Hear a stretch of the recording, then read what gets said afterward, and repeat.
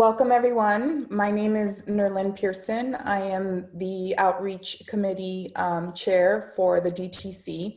And I want to thank everyone who's joined us so far for tonight's forum on racial justice in Connecticut. So thank you for joining. I just want to go quickly just to let you know how tonight will play out. And if you have any questions, you can send them into the chat.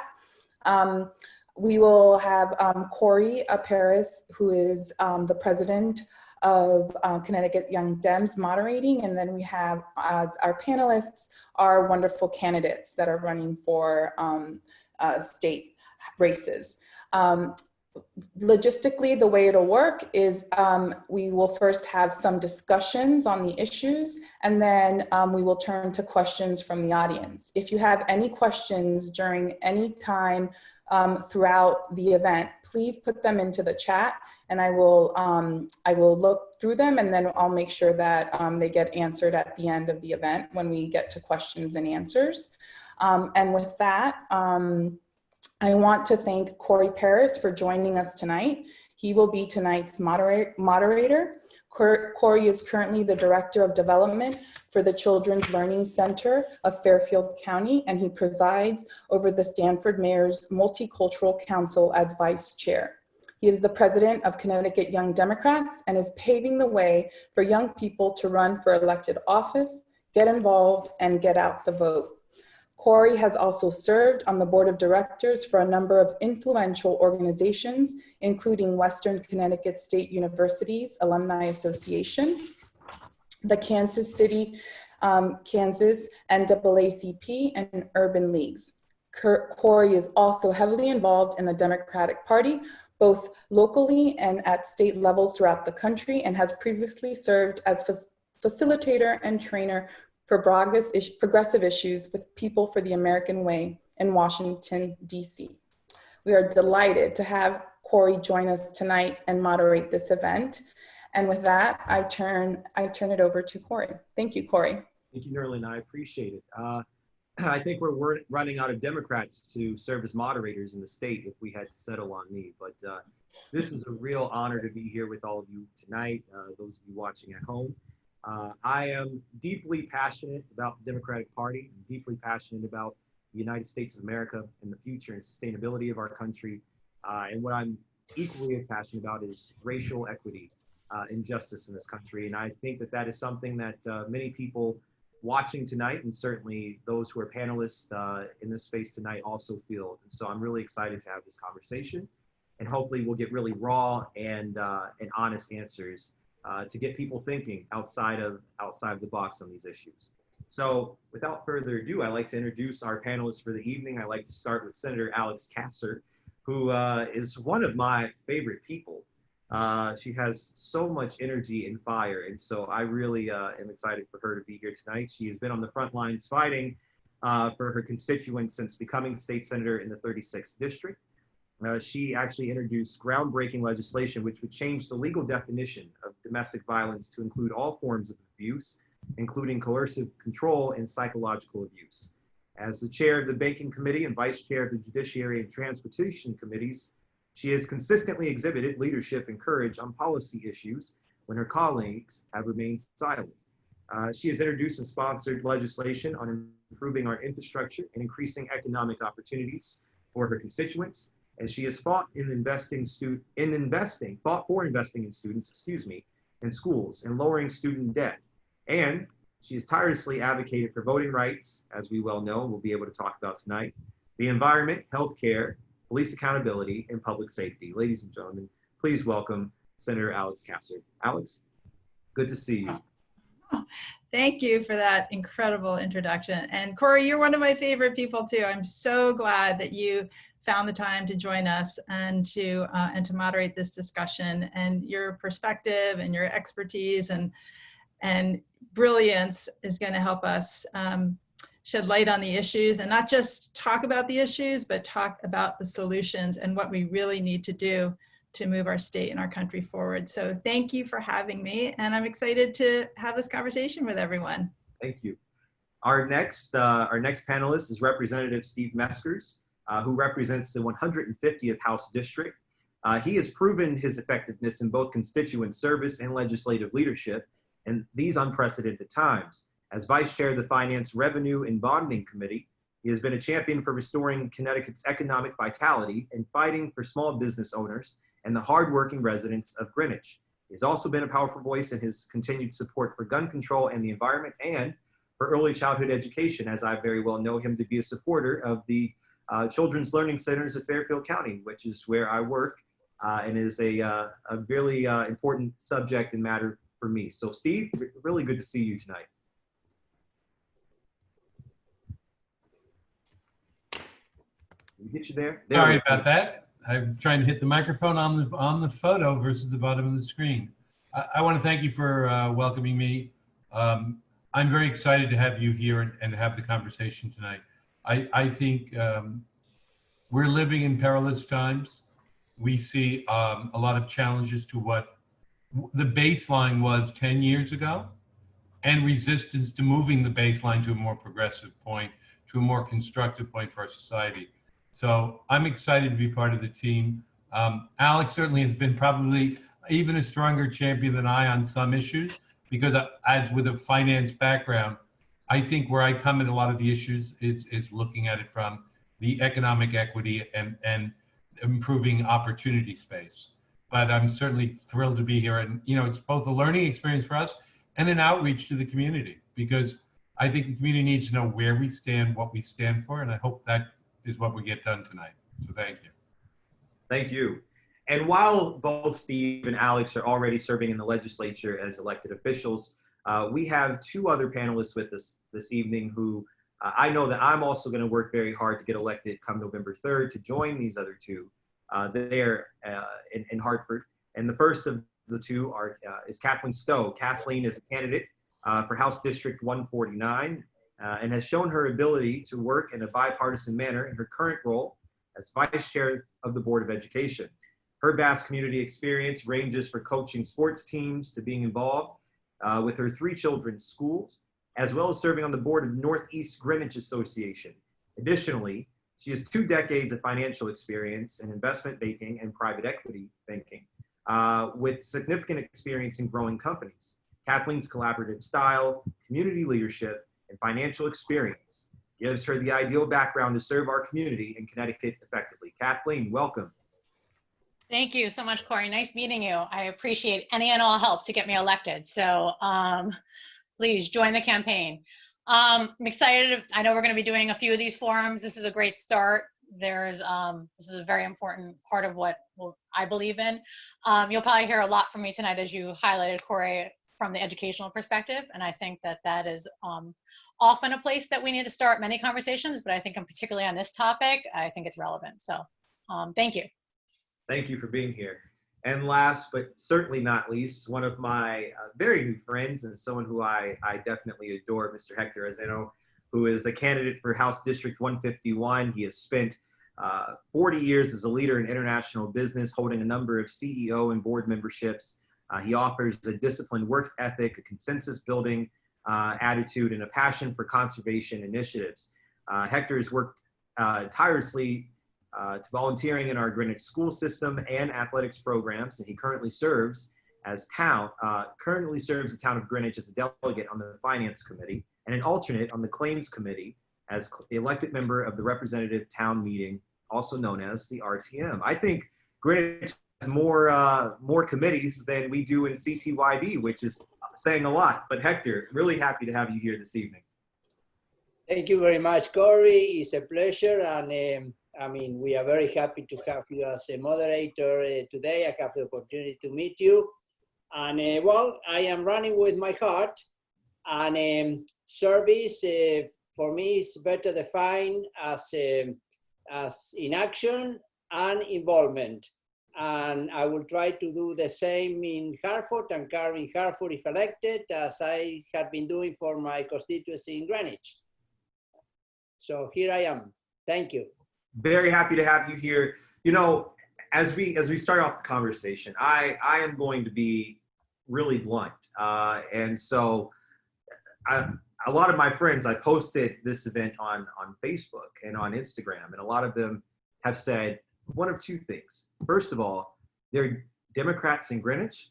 And second of all, there are white people in Greenwich who care about racial equity.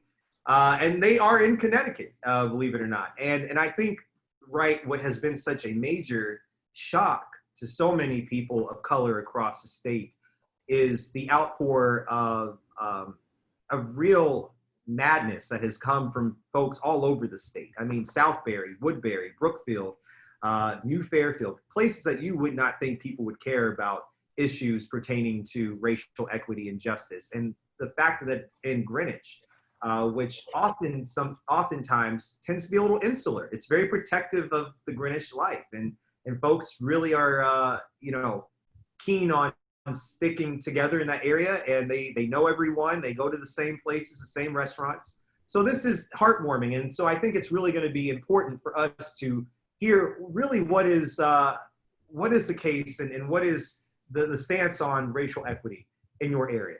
I'm sure you all have heard it from your constituents, but also to hear it from yourself, from your heart in a genuine way will be really important tonight. So I want to start with the first question. And this is to all of you. And I think what we'll do is we'll start with Hector and work our way down.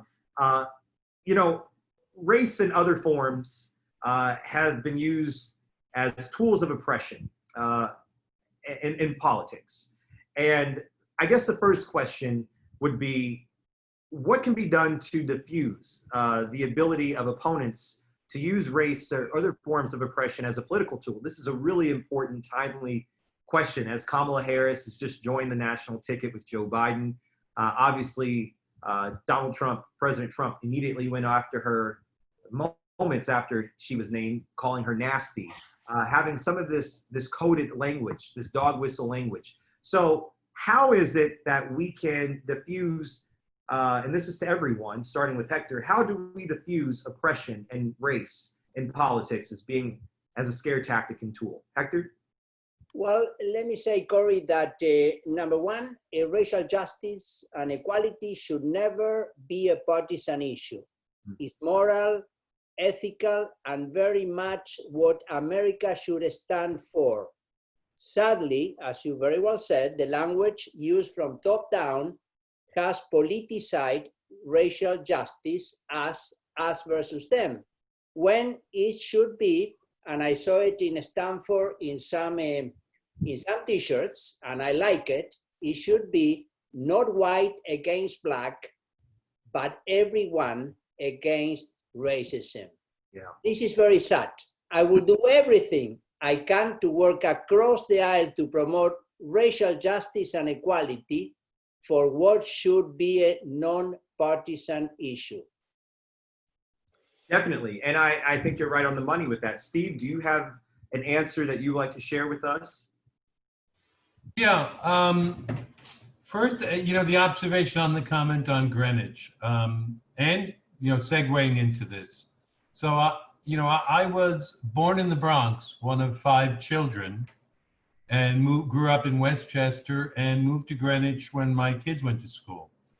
Now, I describe my family as middle class, maybe lower middle class. I remember some early arguments about the grocery bill before my mom went back to work. And then I worked on Wall Street. And it was a very interesting and dynamic culture. But I have to tell you, one of the things that surprised me was it was a can-do environment.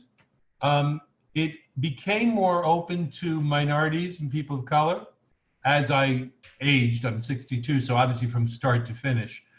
But the opportunity space, or the conversation of, I did it myself, why can't everyone else, was a predominant conversation. And frankly, when I go through my life story, which Alex won't let me go on because it'll be an hour, and I try to keep it quiet. I try not to take too much air out of the room. But as I go through my life story and I look at the opportunity space, I would tell you 90% of the opportunity space I was able to occupy or conquer or achieve were not similarly available. Right.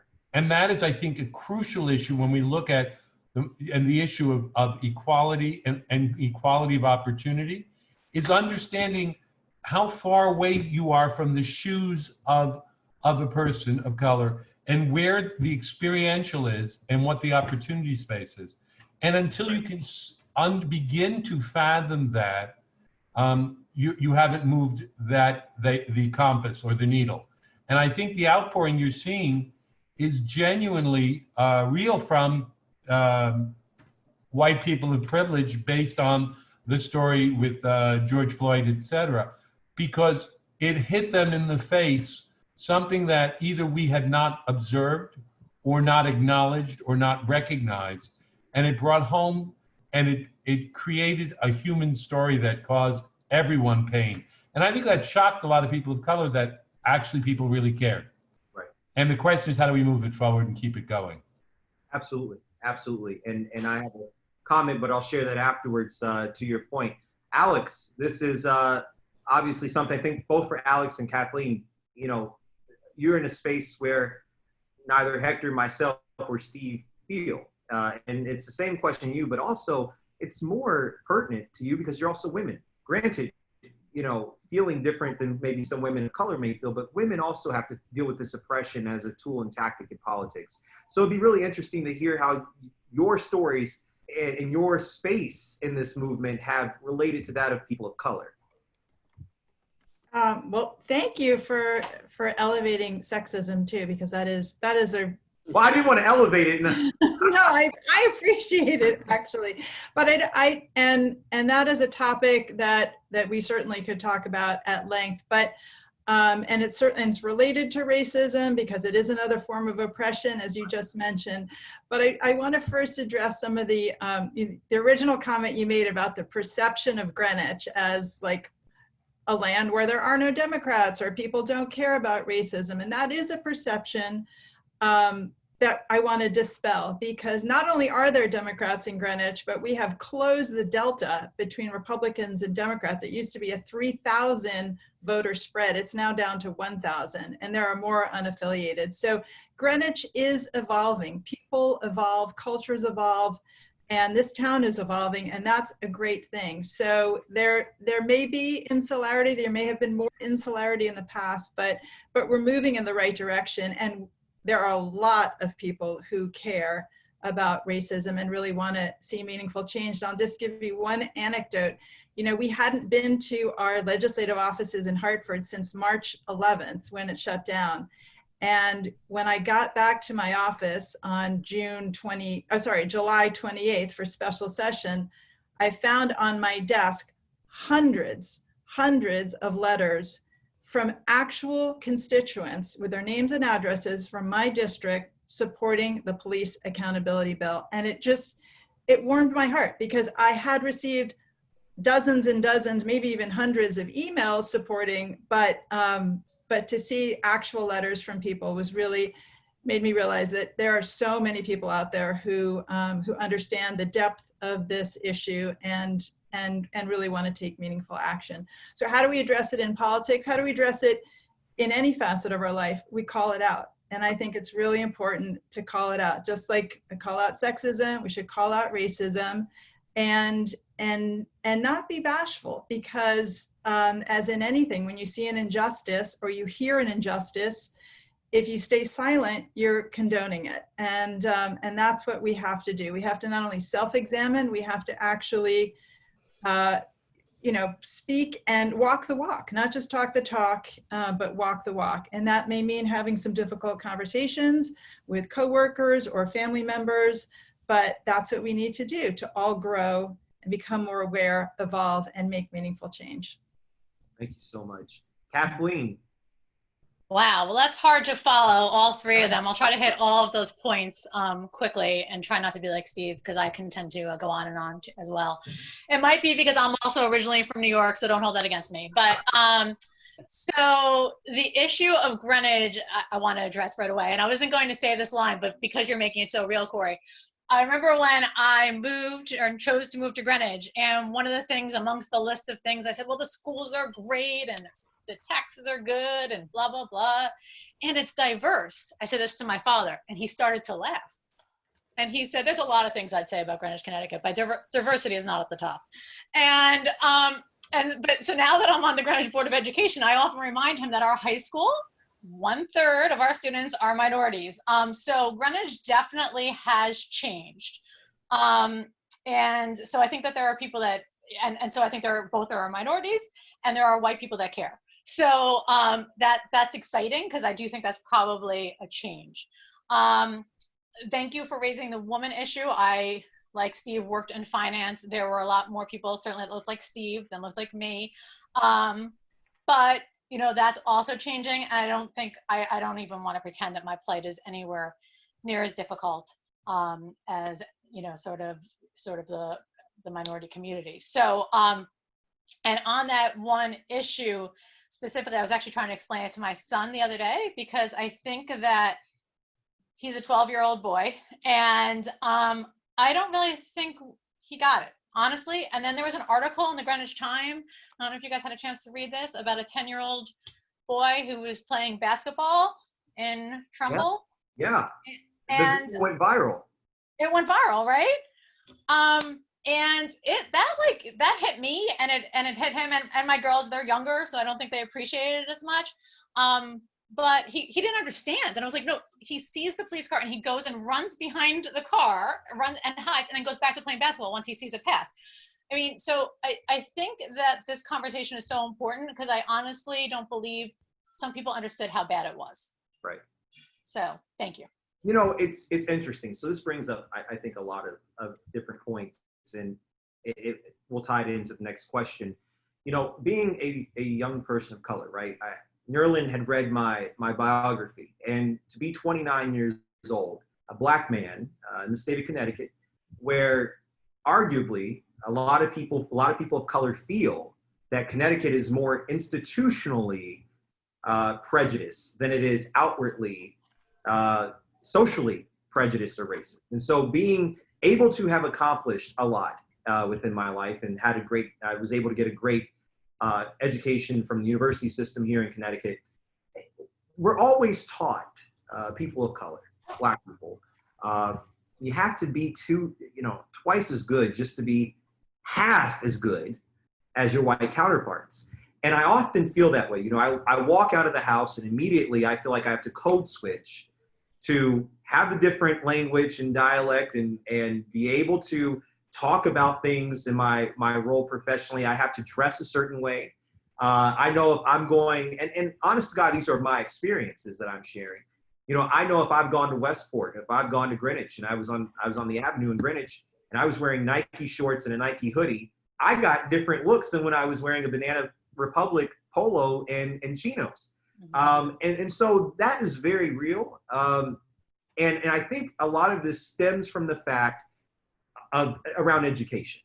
And as you know, working for the Children's Learning Centers of Fairfield County, you know, we're serving over 1,000 families across 8 different sites. Some of those families are from Greenwich. And these kids come to us between the ages of 6 weeks to 5 years of age. And that's the most critical time in a child's life.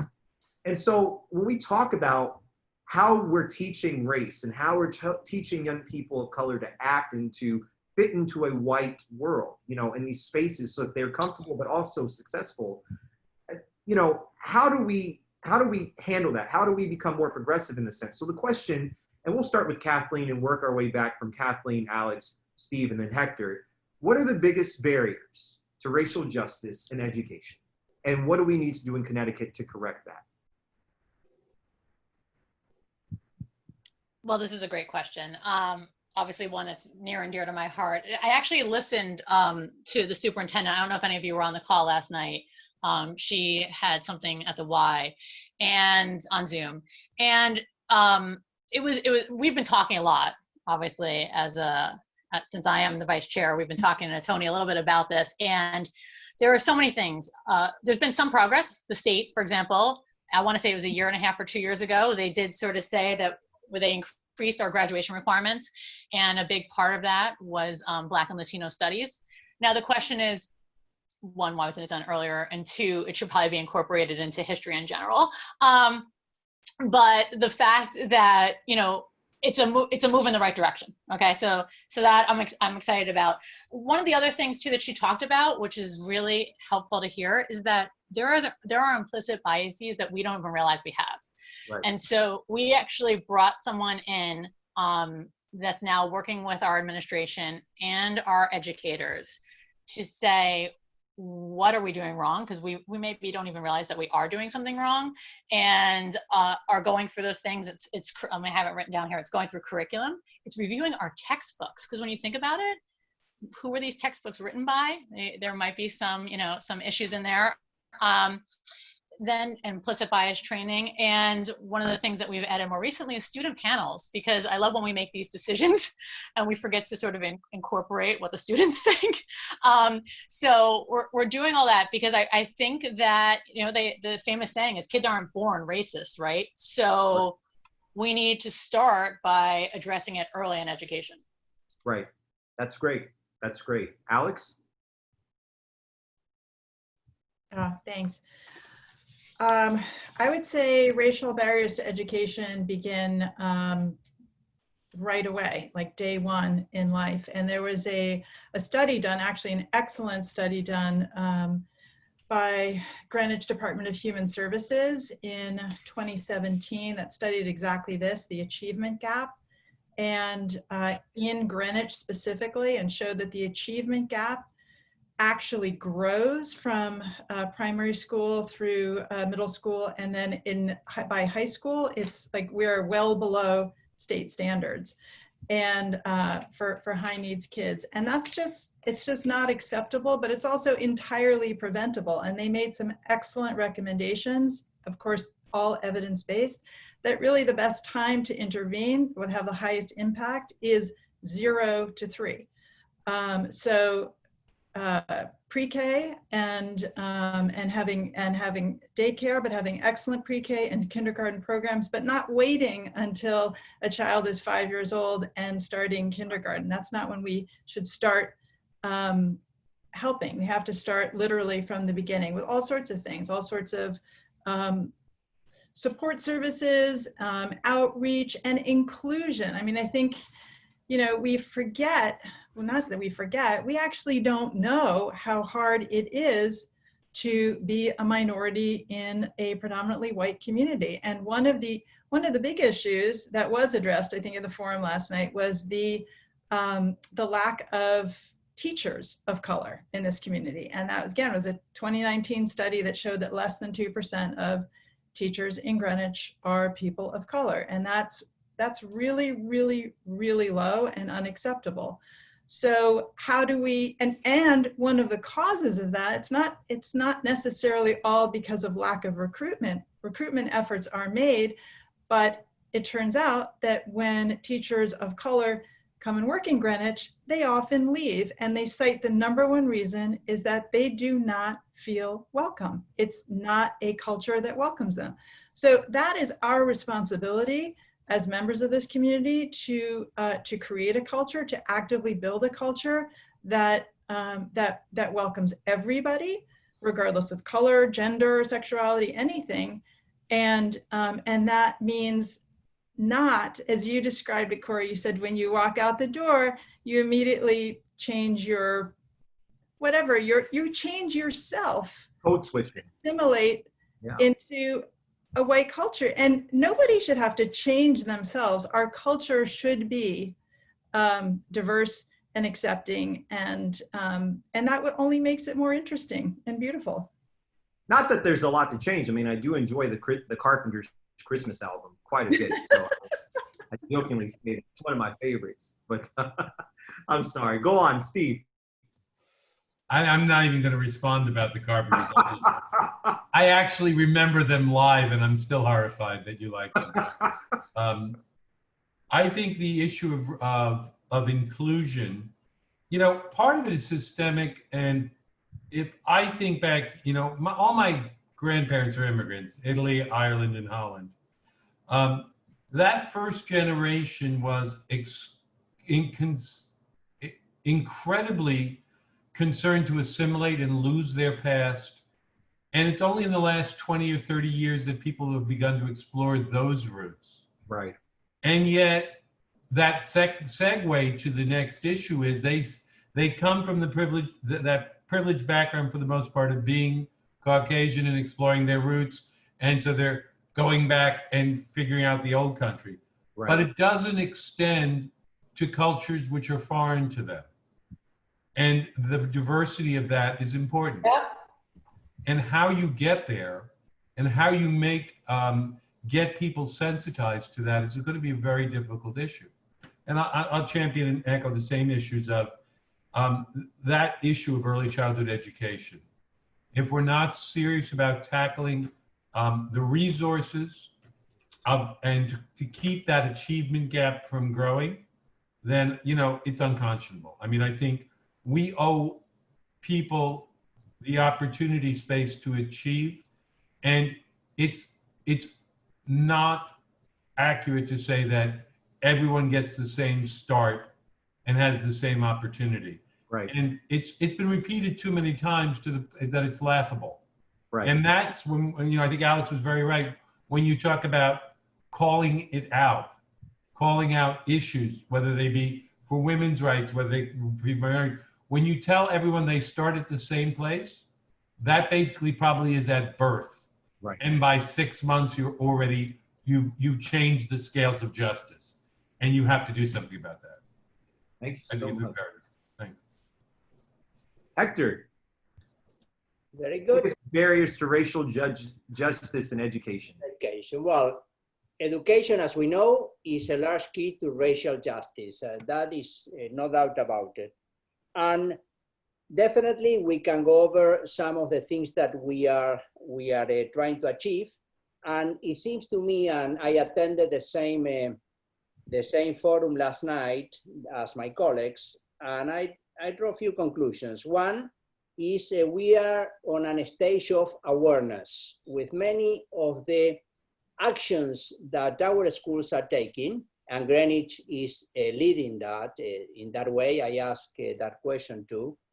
We are on a stage of awareness, I repeat. We have to move next into actions, as they very well described it yesterday. By action, they were mentioning evaluation, Right. that what is being done at the school levels means a system of check and balances, and means accountability. Right. And that probably will be the next step. I asked a question at the end to two of the panelists. How do they see Connecticut moving in terms of racial justice in education? And I was happy to hear that Connecticut is moving in the right direction. Right. It is leading many other states on racial justice in our school systems. And Greenwich, as Kathleen very well, she's in the Board of Education, very well described, took a leading role in that aspect. And Dr. Jones explained it well, not only this year or last year, but a few years ago. And Greenwich, as of this year, they had hired an independent consultant that will be specifically working on racial issues from a top down. Right. You know, it's so interesting, all of your takes on this. I think it shows just kind of where we need to be. Someone has actually, many people have said that I know personally, who are scholars, that, you know, America saw itself and wanted to be Barack Obama. It wanted to be hopeful and inspiring. But America woke up one day and really realized that it was Donald Trump. And people are emboldened to say what they need, what they want to say, things that they may have never gotten away with saying before, treating people certainly in, you know, in an actionable way, which they would have never treated folks before. You know, we have a long way to go to doing this work. And we can't do this without those who are ready to put their privilege on the line.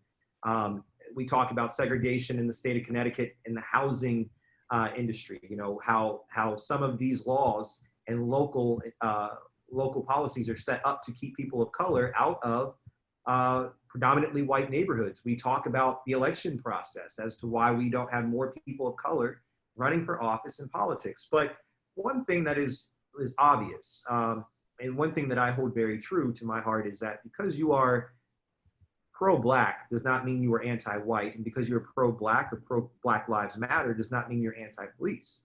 So we're going to take a question from one of the registrants, and this is from actually a number of them.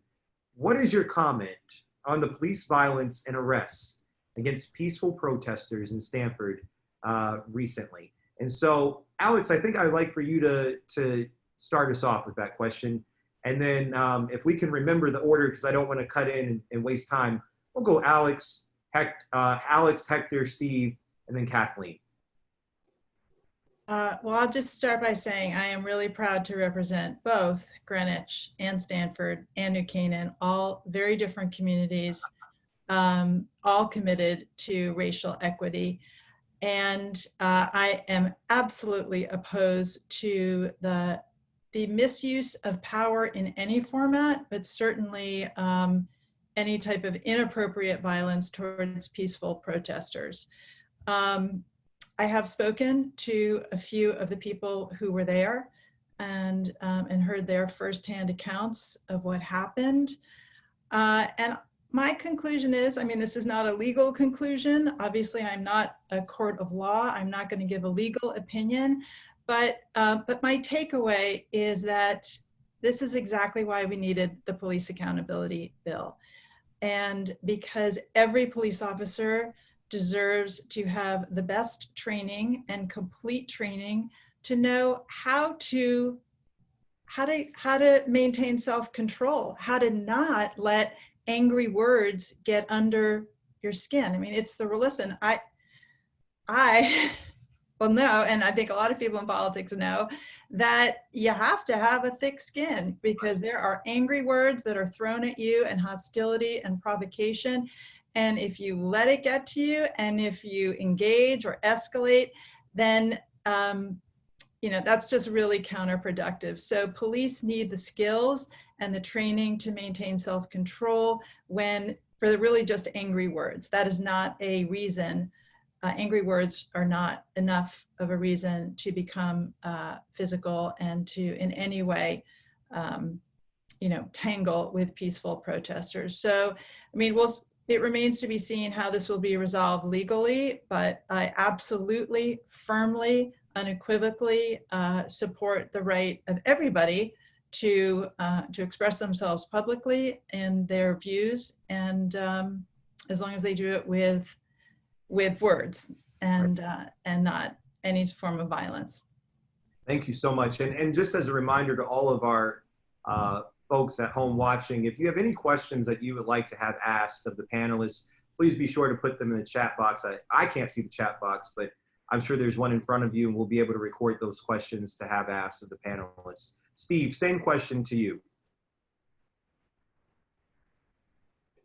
You know, the police accountability bill and the police reform didn't deal specifically with the issue in Stanford per se, right, apart from where Alex highlighted, which was training, sensitivity, diversity, and those types of issues, right? I think when you talk about, and I'm sympathetic to the police in that, obviously, in light of that percentage of the police force that have committed the heinous acts we've seen on TV, they are, without a doubt, a group of people besieged. But the fact of the matter is it's a higher calling in many ways to provide security to people, to be their verbal punching bag when they're frustrated, because when they're frustrated at Donald Trump, or when they're frustrated at Barack, or when they were frustrated with the Ku Klux Klan marching through Skokie and they're required to keep the peace between those groups in a fair and balanced way, regardless of the slings and arrows and insults. Right. So I think the reminder is, as the situation resolves itself in terms of the police accountability bill, as they begin to realize that it's not an us against them, it's all of us trying to figure out that there is a problem.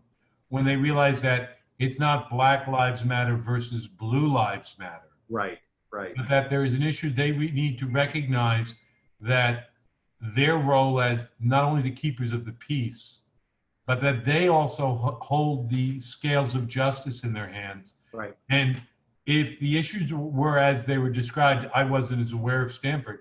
It sounds like they didn't have their hands on the scales of justice.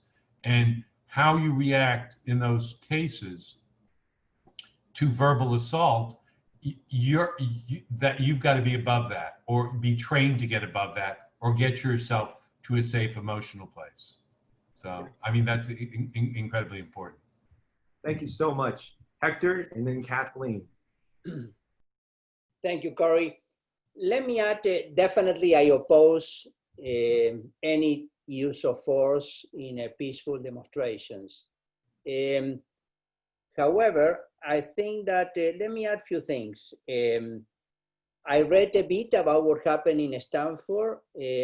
What I would like to see in peaceful demonstrations is the respect for everyone and for the rest of the people that are not demonstrating.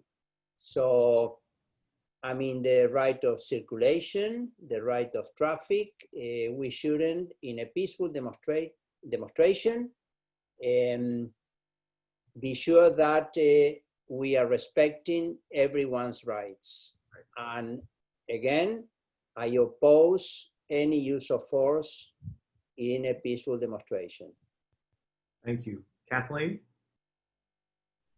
Yeah, so much to unpack. I think that the, look, you know, this should never, I think, Corey, you framed it well. This should never have been about police versus minority. It wasn't meant to be that way. And I know that no one ever wanted it to be that way, but somehow it got there. I mean, all of us know wonderful police officers. My uncle, one of my favorite people in the world, was a detective in a major city, and you know, just a wonderful guy. So that's what I know most of the police officers are. Having said that, what's the job of the police force? And that's to protect and serve the community. Right. And if the entire community does not feel well protected and well served, then that's not okay, right? And so we need to be doing something about that.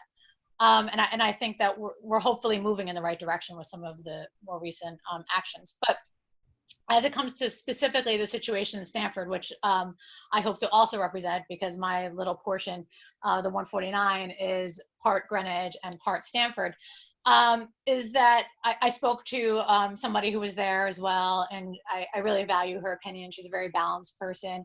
And she said, you know, things escalated quickly, and there was definitely some confusion, which never helps the situation, right? When there's confusion. But, and you know, of course, let's remind everyone, this was specifically about Stephen's case.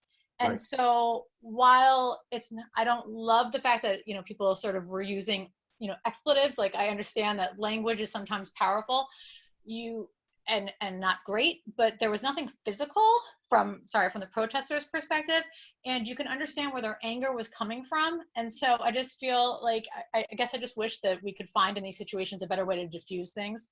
Right. And that's one of the things that, you know, hopefully we're working on. Yeah, and you know what? I find it rather challenging at times, right? Because I watch some things and I'm thinking, you know, we didn't need to go that far, or we could have handled this a certain way. But I've also had to learn my role in this space, in this movement, right? Mm-hmm. Is you can't tell people how to unpack 400 years of oppression, mm-hmm. or, you know, can't tell people how to unpack the way that they were treated when they came here as undocumented citizens and have tried to make a better life for their families. Just like we can't tell people how to unpack us wearing a mask, you know, and we refuse to wear a mask. And these are very real issues where America has been this shining beacon in democracy across the globe for centuries. And we can't even get the small things right. Mm. That's the challenge for us. We want to take on the big things, but we've got to learn how to get the small things right for people right back here at home. Yeah. Steve, I want to start off with you with this question. This question comes from a woman named Nancy. Her question is this: as an older white woman living in a culturally rich and diverse community, Byram, Connecticut, I'm wondering what further actions I can take to promote racial and social and economic justice in my workplace, my neighborhood, and in the nation at large. This was to me, right? I thought you said Steve first, yes. Some of it is so basic and fundamental. And part of it I learned from my grandfather, who had been an immigrant from Italy. And he would walk around the streets and say hello to everyone. And it may sound as absurd as possible, humanly possible. And now I find myself in that role as the candidate, as I canvass. And I stop by the door and I get a conversation going. And it can be the most important political issue of the day, or, oh, I can hear your accent, you're from Brazil, or where did you come from, or how can we progress with the dialogue? And I think the first issue is an outreach. It's basically going outside, your comfort zone. Now, it's as simple as I was on Wall Street for 35 years, screaming on a phone, selling bonds in the international markets. And the first 2 days I went out to canvass, or the first day I went out to canvass, I had butterflies in my stomach. And I'm 62, and I've been through I don't know how many emerging market bankruptcies and crises and lost jobs, with supporting a family. And I was nervous. And the warmth of the people when you touch them and knock on their door, and that's a lost art in this country. Right. That what she's asking me is in some way that fundamental issue of how do I create a sense of community? How do I reach out to that diverse community? I would tell you it's as simple as a little espionage on a birthday. Right. And a cupcake that day. Or a little espionage on, oh, I saw you, came by, you looked like you had some younger people with, a stroller. Were they your kids or were they your grandkids? It's innocent questions that I think all of us as a society today think are nosy and intrusive. And you'll get that response from about 5% of the people, like, get out of my face or go away from me. Right. But the other 95 will say, they noticed, they cared, they reached out. And so it's that much. Now in the workplace, depending on how big the company and what the rules are, that's a nightmare in trying to establish that social relationship and figuring out how to get to that good place of the quote unquote water cooler. But if it's a small firm, you don't have any privacy. People overhear your phone calls. They hear your fights with your husband, your wife, your girlfriend, your boyfriend, your children. And it's not at the moment, it's later, a kind word, a word of consolation. It's putting yourself at risk to listen to, it's none of your business or bug out, which is this very small percentage. Those other people would be so thrilled that you would extend your hand. Absolutely. And I think that's the kindness and genuineness that people are looking for. Certainly from the top of our leadership in this country to the very local levels. Hector, I have a question specifically for you. And I think this is going to be really telling. This comes from Peter. He says, the Greenwich BET cut the budget for social services. Do you support restoring that budget? Absolutely. As a RTM member, and I support restoring that budget. And if elected in Connecticut, I will be working hard and support any allocations to social services in our state budget. Thank you. Alex, I'm so very sorry. I was looking at the questions. I apologize. I won't take Brian Williams' job at 11 o'clock at night. But Alex, this question is for you. This is something that's really important as you've just dealt with, but you can talk about it on a local level if you can. The police accountability legislation had just passed, for which you supported. Steve, you also voted for the bill. But how does this bill help rebuild trust in Black and brown communities and law enforcement? And what other legislation do you think is further needed? Well, I want to answer that question, but can I first answer the two prior questions? Because I think it's important. I was trying to break it up, but I apologize. If anyone wants to go back to answer the other prior questions, we can do that as well. Go ahead. Okay, going in reverse order, absolutely support full funding for our schools and not the budget cuts that were proposed. And then the first question you asked, or Nancy asked actually, which is, what can we do on a personal level to make things better? And, you know, I agree with Steve that reaching out to people, inviting your neighbors over, you see someone, or maybe a teacher in a school, anybody, just be a nice person, a good neighbor, and actually include people in your social plans, because Right. it's one thing to be, you know, nice, like a little chit chat on the street corner, but it's a much more meaningful action when we invite people into our homes. And I know this is not a time really for major socializing, but into our backyards and for a dinner or a lunch or whatever it is, you know, really extend ourselves person to person. And then the other level is not just personal outreach, but also political, because the personal is political. And if you really believe in equity for our country, then you have to demand it from your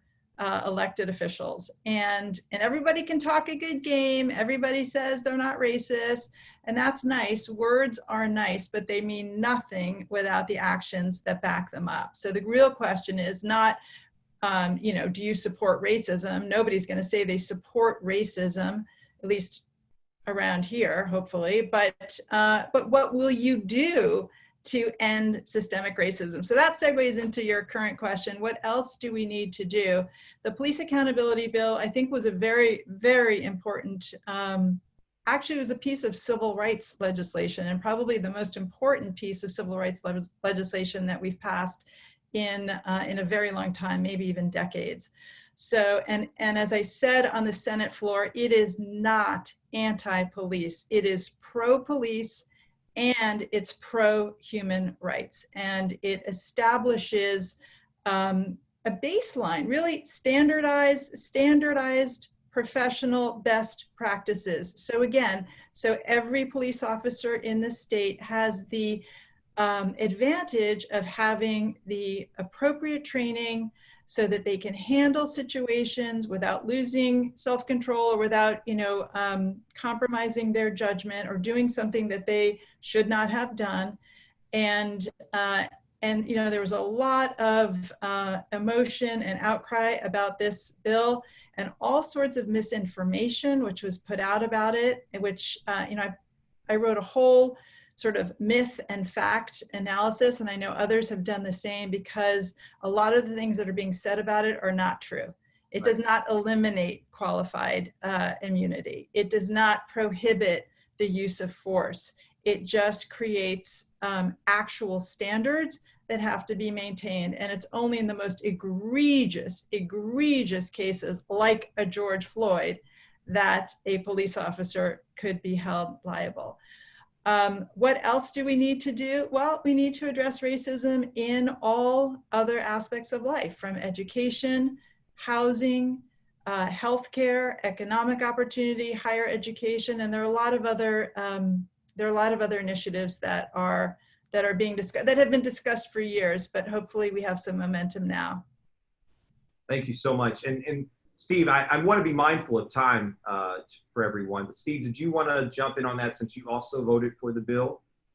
Yeah, I came at it from a slightly different point. And it was interesting. I voted originally to remove the qualified immunity, or that stricture from, because my hope and thought was to bring it back to the General Assembly in the general session. But the overall scope of the bill, and as it was defined, the qualified immunity, and which was not lifted, it was modified, there was no way I would walk away from that bill, because I thought it was imperative for social justice. I thought we needed to even the scales and fix things. And I think the one thing Alex didn't mention, which is, you know, because you have to drill down to the most, you know, painful points, is that the bill creates a civil rights statute for lawsuits, and it establishes clear precedent. And if you read the bills on qualified immunity at the federal level and at the state, and how it's been carried out at the state level, it's been egregious, the issues that, because the violation of civil rights and the actual death of an individual was deemed to be under qualified immunity, and because there was no precedent, because no case had ever been brought before us. Right. So we are going to establish a case history in law that is going to be defining and helpful in the issue to reform the process and the procedures, and therefore to establish a more just society. So I think it's, you know, I stand fully behind the bill. I came from a different point to get to the same place, which is that, you know, we have to move that arc of justice. We have to look at how we take care of everyone in our society. Now, and the police, you know, we're going to hear pushback, and it's completely understandable. You're a member of a union. You risk your life every day. Yesterday, you had a gold-plated seatbelt. Now your seatbelt may be bronze-plated because you don't understand the impact of the modification of qualified immunity. Right. Where it brings us to is 1% to 2%, or that percentage that are bad apples can now be functionally reviewed. Their license can be revoked. They can be decertified. And all of us can walk forward proudly.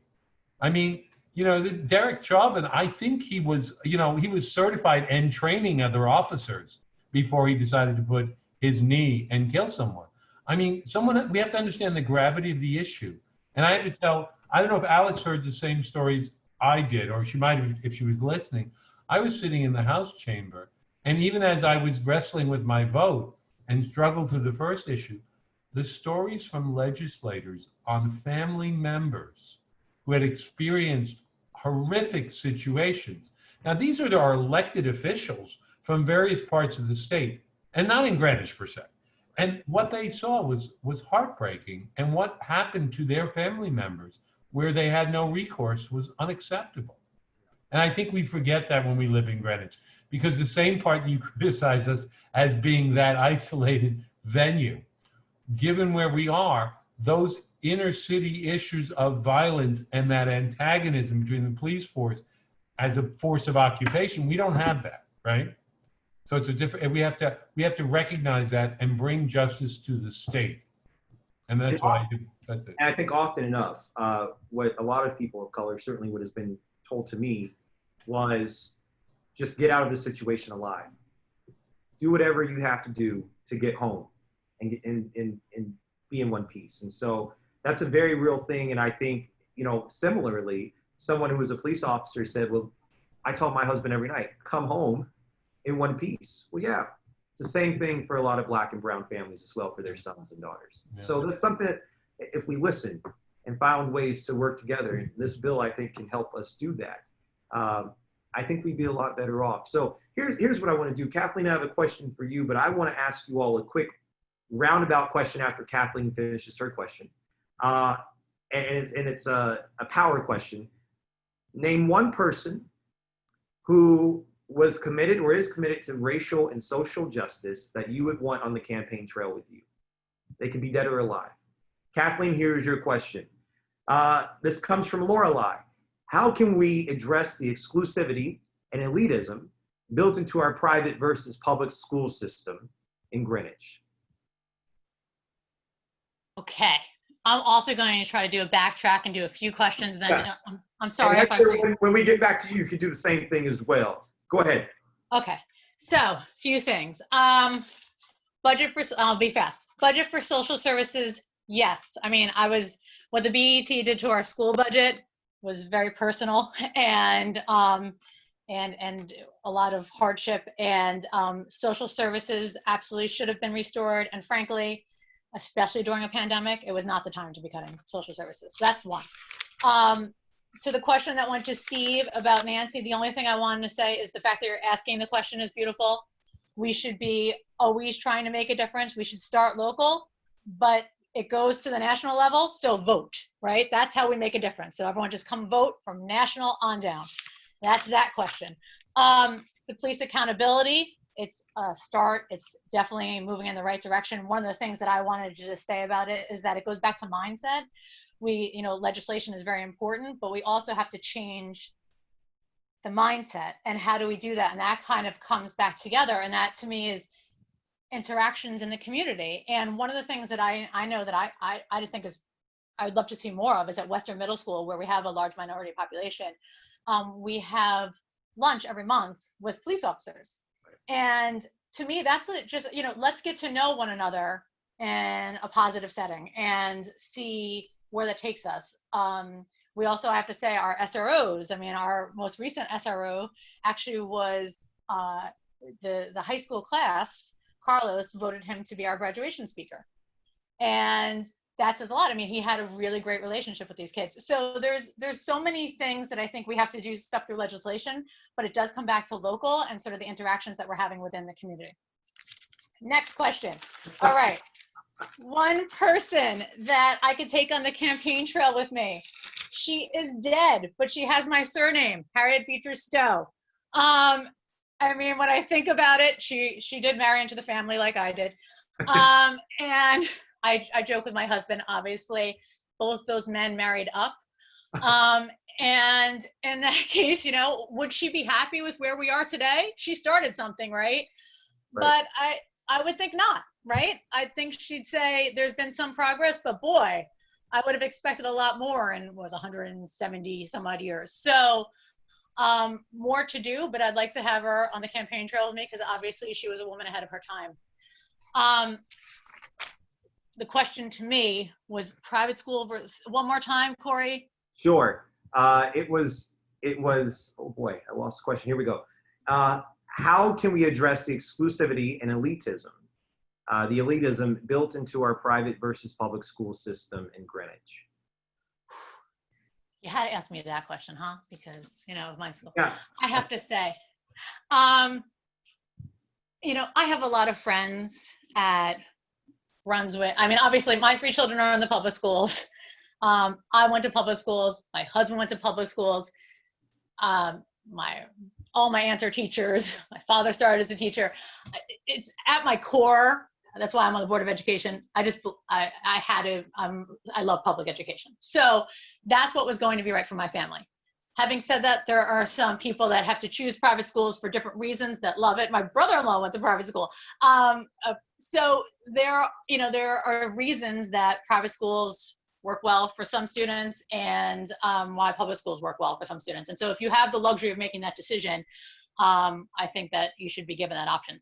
I think that, and I'm only can talk about the schools I know: Brunswick, Greenwich Academy, Country Day. I know all the leaders at those schools because we work so well together. In fact, Chris Winters came from our high school. So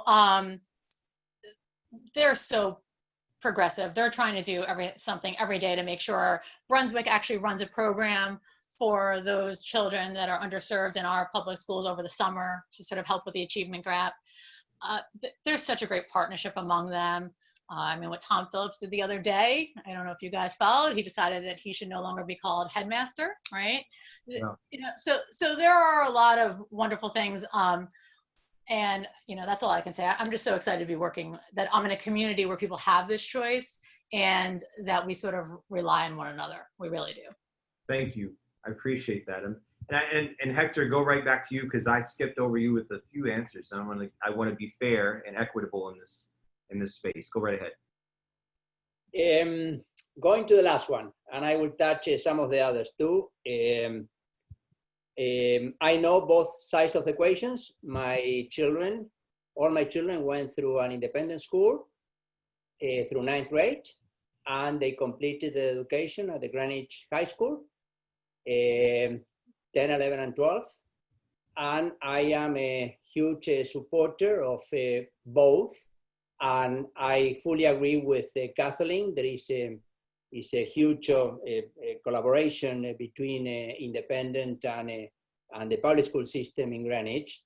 In fact, in the case of Greenwich Country Day, Dr. Winters, before becoming the head of the upper school or the high school in the new high school of Greenwich Country Day, he was on the board of trustees of being the head of Greenwich High School. He was on the board of trustees of Greenwich Country Day.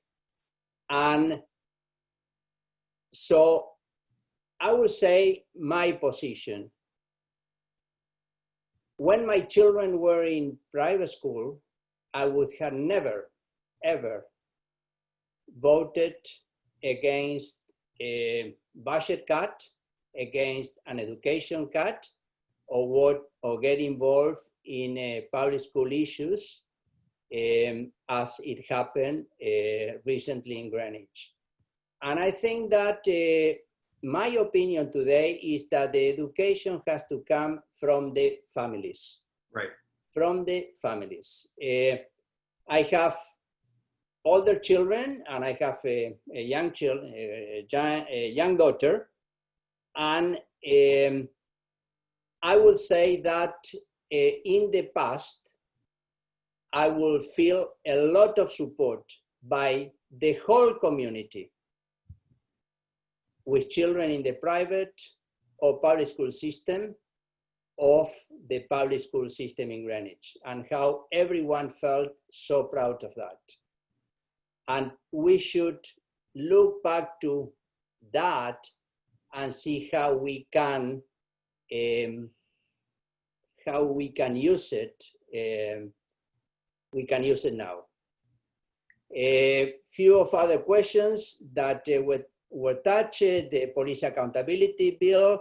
This bill does a lot to begin rebuilding trust in Black and brown communities, because as we have seen, there is a fear of being mistreated by law enforcement. That fear exists. Now, most of this legislation, like training, and regulations, and many of them used already in Greenwich, but not necessarily elsewhere in Connecticut, investing in training, certification and oversight, body and dash cameras. These communities will have some assurance they will be treated fairly by police, and hopefully less afraid. Community policing only works if the community doesn't fear their police. Here in Greenwich, we are not afraid of our police. We feel protected by them. And all communities deserve to feel that way. And going back to social services, yes, I didn't mention education, but I should, as we all did. At the RTM, I am on record. I spoke against all the cuts passed by the BET on the education budget. I gave my reasons, the assumptions that were made back in March.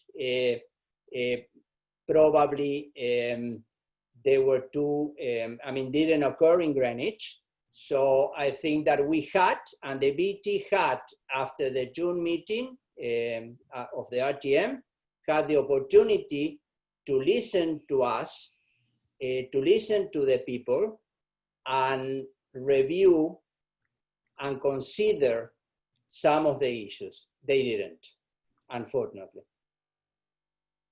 And your social justice champion that you would want on the campaign trail with you? Well, I have it. I have a teacher from third grade that is with me, and she had for one semester, for 1 year, sorry, she brought a child. Her husband is a Marine. He brought a child from Lebanon to the US. And he hosted the whole year in the family. He didn't speak a word of English. Wow. And so those type of actions, and see how she managed and how what she did for the children and family in need amazed me. So I have it in my campaign. Well, if you can get them there, I would certainly like to meet them, since they're still living. Thank you so much for that. And thank you for being so understanding and going back to those questions. Steve, and then Alex, I would love just to get your 2 answers on that, and then I will turn it back over to Nerlin.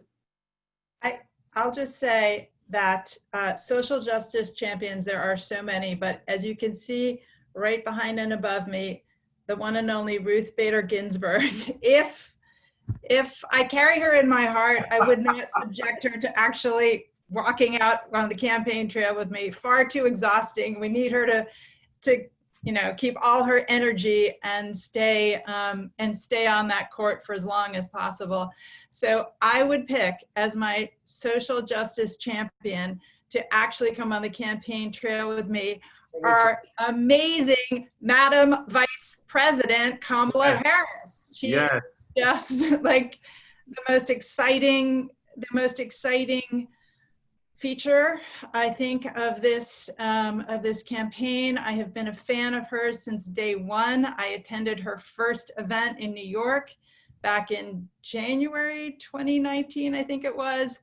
And she's the real deal. She's got everything. She has decades of experience. She is a force of justice.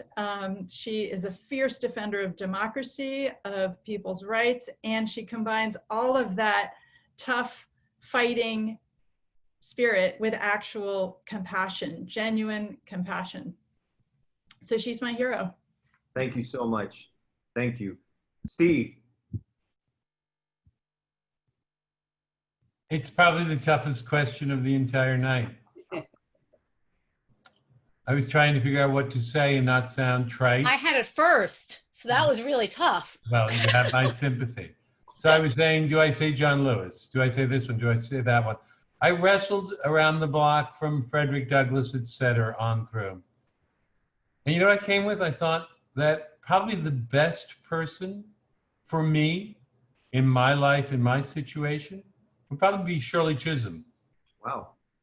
I thought a woman from that era who bore the scars she bore and achieved what she achieved, what she could tell me and I'd settle for half an hour. I don't think she wants to waddle around with me hitting door to door.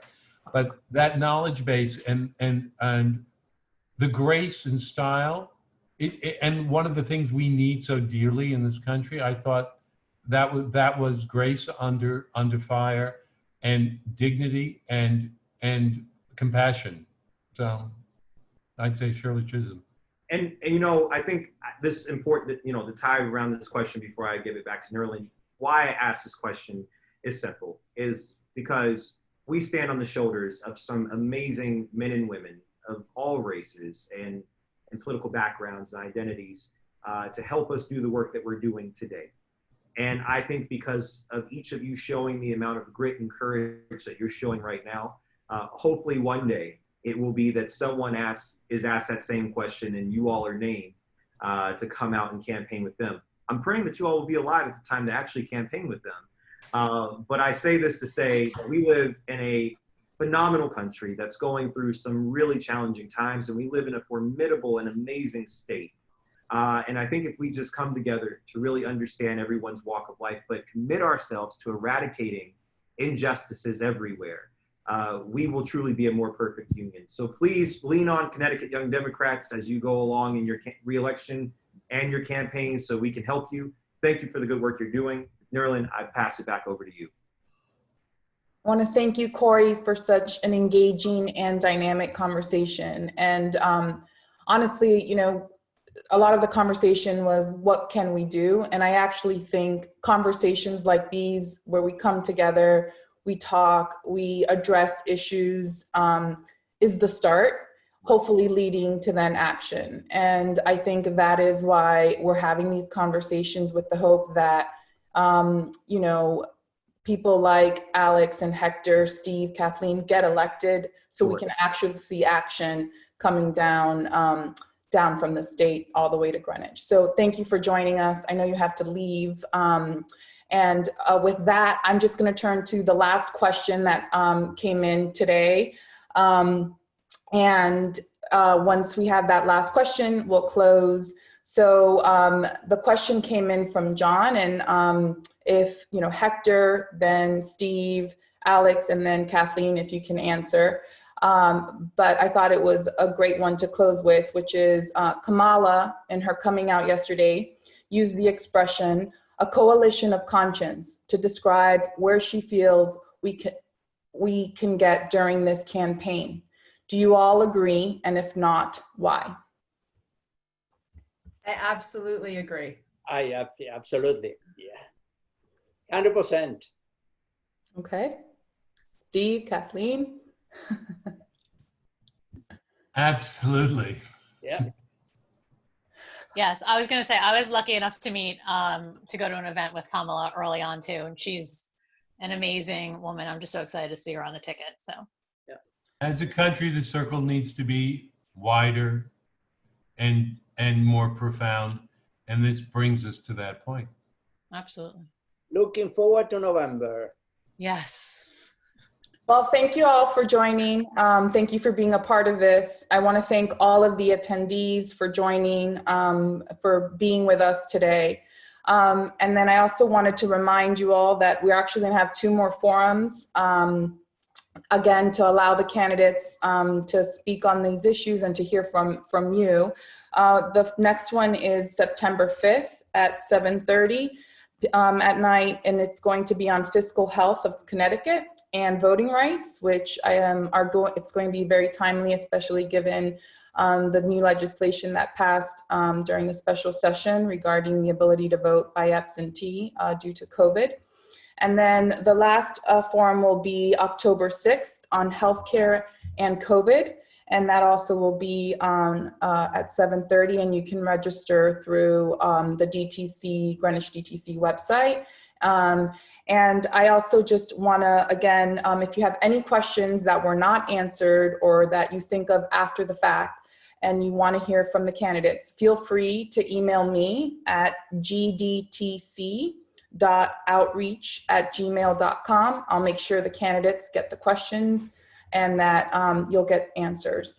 So again, thank you all for joining. I really appreciate, again, the candidates, Corey, and the attendees for being part of such an important conversation. And I hope that you'll join us in the forums to come. So thank you and good night.